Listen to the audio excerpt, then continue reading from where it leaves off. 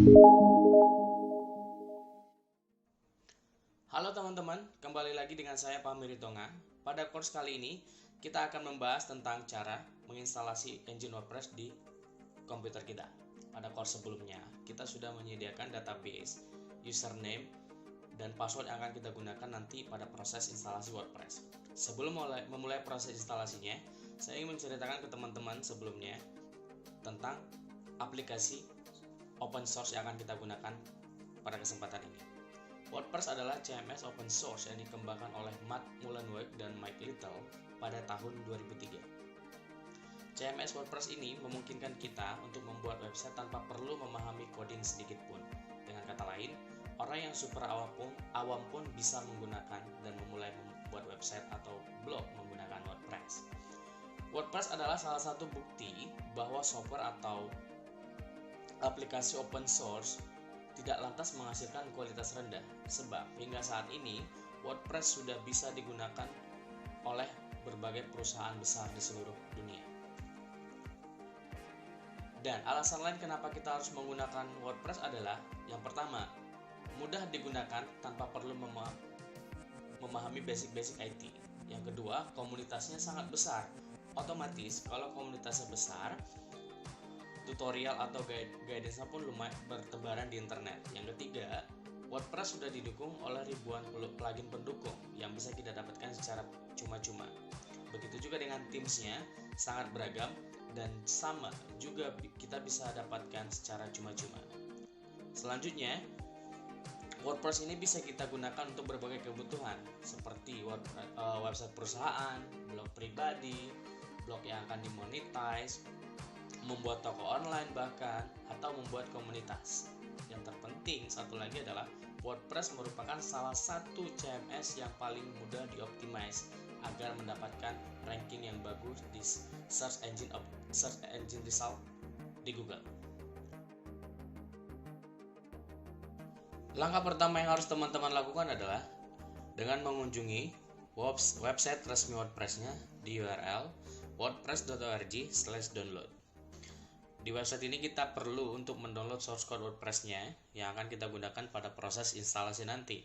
Seperti teman-teman lihat, sekarang ini versi terbaru dari WordPress adalah WordPress 5.4, yang mana ini adalah versi terakhir setelah proses pengembangan di versi-versi sebelumnya.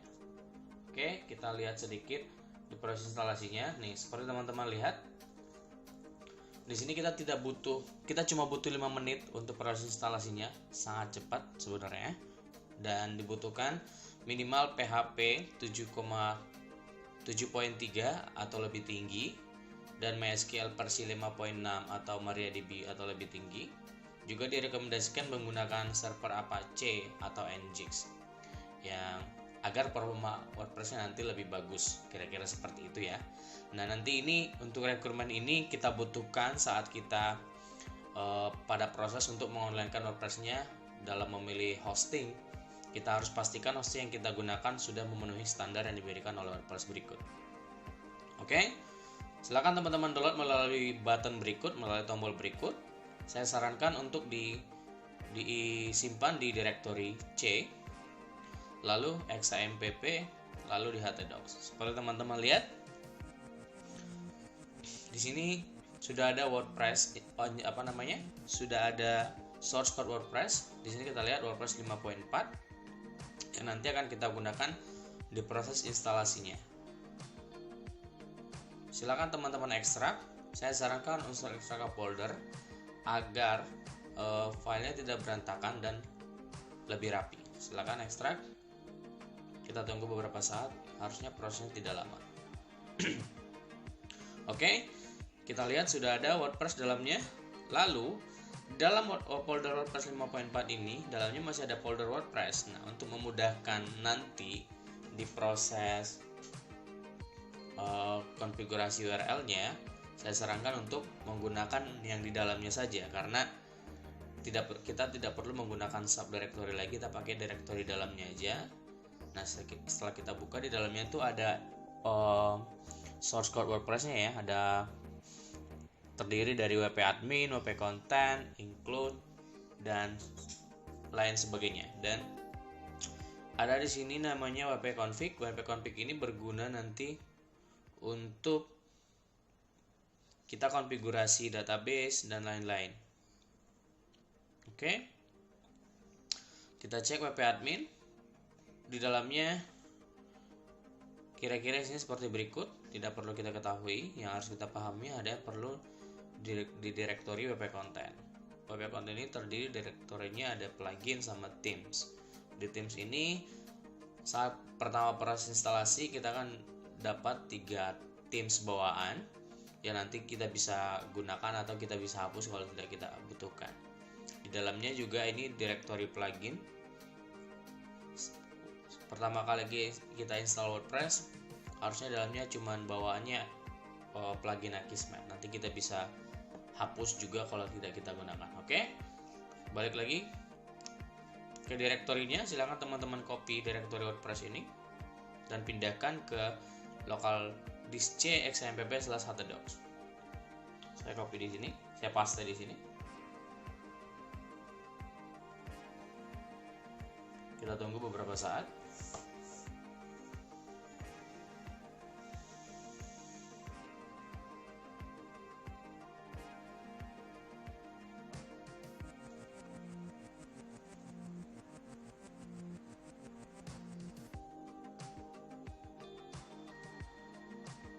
Sudah 37%. Ini proses kopinya. Teman-teman bisa punya cara yang lebih gampang, boleh silakan, mana yang lebih memudahkan teman-teman dalam prosesnya. Tadi saya sengaja menjelaskan agar kita tahu di dalamnya once kita download WordPress-nya, saat kita ekstrak di dalamnya masih ada folder, kira-kira begitu ya. Nanti teman-teman bisa explore sendiri. Oke, sudah ada begini. Lalu proses berikutnya adalah kita akan akses direktori ini melalui browser kita. Silakan copy atau teman-teman boleh ketikkan juga. Saya akan copy untuk memudahkan. Saya balik ke browser, lalu saya ketikkan localhost / nama direktorinya. Oke, WordPress. Kita tunggu beberapa saat. Nah, kalau sudah berhasil harusnya ada tampilan seperti ini. Oke, di sini kita disuruh memilih bahasa WordPress yang akan kita gunakan nanti. Banyak banget bahasanya yang tersedia. Termasuk bahasa Indonesia tersedia di dalamnya ya. Ada bahasa Jawa bahkan, bahasa Melayu dan lain-lain sebagainya. Nah, teman-teman silahkan pilih mana bahasa yang paling mudah teman-teman gunakan. Nah, pada tutorial kali ini saya akan menggunakan bahasa Inggris. Oke, silahkan klik continue. Lalu kita akan ditampilkan tampilan berikut, yang mana di sini kita akan dikasih tahu nanti kita akan mengisi beberapa field yang dibutuhkan oleh WordPress untuk menghubungkan engine WordPress ini dengan database yang kita buat pada proses sebelumnya. Silahkan klik let's go. Oke, tampilannya kira-kira seperti berikut. Lalu pada proses sebelumnya kita sudah membuat database di XAMPP-nya. Kita sudah membuat nama database-nya, username database-nya, dan password-nya juga. Oke, lalu kita sesuaikan saja dengan apa yang kita buat. Database-nya kemarin kita buat namanya adalah belajar WordPress. Kemudian password-nya adalah user WordPress, dan passwordnya adalah PAKEON_SSW0RD. Silakan password di sini. Nah, localhost-nya database-nya biarkan localhost karena di sebelumnya kita adalah localhost, dan tabel prefix-nya kalau teman-teman masih baru mulai saya sarankan tidak usah diutak-atik. Nanti kalau teman-teman sudah explore lebih lanjut, ini bisa kita explore untuk security sebenarnya. Oke, silakan klik submit. Kalau sudah berhasil, tidak ada masalah, harusnya akan ada tampilan seperti ini. Langsung klik run the installation. Oke, akan ada tampilan seperti berikut, dimana kita diminta untuk mengisi site title, username, password, dan email. Site title ini adalah judul websitenya lah, kira-kira gitu ya. Biasanya akan tampil di saat kita hopper seperti ini. Nanti saya beri aja nama belajar WordPress ya. belajar WordPress. Username-nya kita buat admin aja. Passwordnya juga saya akan buat admin untuk memudahkan aja. Nanti kita bisa ganti dari dashboardnya. Oke. Email ini email akan kita gunakan nanti. Email ini fungsinya menerima notifikasi apapun yang terjadi pada WordPress Anda, seperti update plugin, security issue, dan lain-lain sebagainya. Oke, silakan. Kalau sudah yakin, di double check lagi. Kalau sudah yakin, silakan klik install WordPress.